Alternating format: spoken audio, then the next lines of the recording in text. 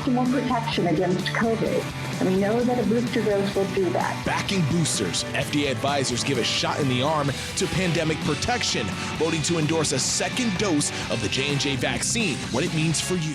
For the second time in 2 days, an expert panel is recommending the FDA to approve booster shots, this time for the Johnson & Johnson vaccine. The decision will impact 14 million people who received the single-dose inoculation to protect themselves against COVID-19. For experts, it would add another layer of protection during the deadly pandemic.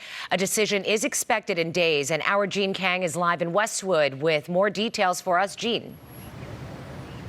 Hey there, Pedro and Cher. Of course, it's great to see you this evening, but we're live here in Westwood at a CVC that's pretty packed with a lot of people coming here to the pharmacy.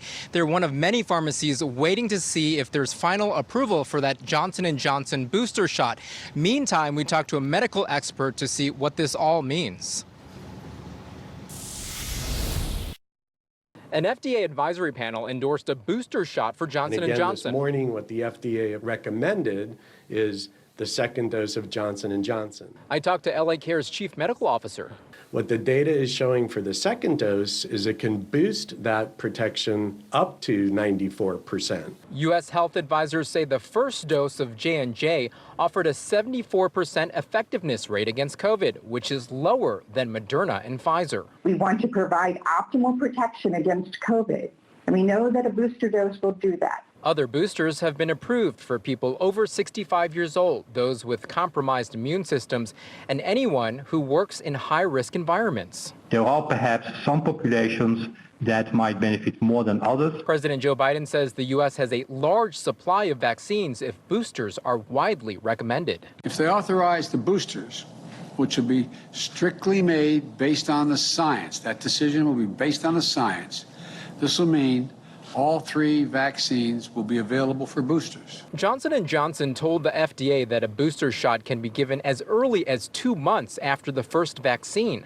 but waiting 6 months could mean better results. And if you're unsure, ask your pharmacist or doctor. You may have your own thoughts about what you should get next, but you can also ask for advice when you go for your booster dose. Well, the next steps will involve the CDC weighing in on those boosters. And coming up new at 6 o'clock, I don't know if you can see the sign right here, but it says free flu and COVID-19 vaccines are here at the CVS. We're going to hear from a medical expert as to when you can get those. Can you combine the two, get them at the same time?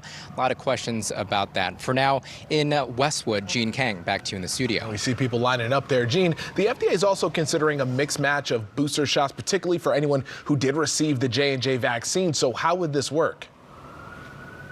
Yeah, Pedro and Cher, you know, this is a pretty complicated issue, but the short version of it is that there are some studies out there saying that you can mix and match, and it looks like it makes it very safe and effective. The 3 different brands, Johnson & Johnson, Moderna, as well as Pfizer. So, for example, if you got the Johnson & Johnson 1 dose and you get the Pfizer or the Moderna next as your booster, that may make it much more effective. But that's going to get final approval, of course, from the FDA and the CDC. Bring life here in Westwood. I'm going to send it back to you.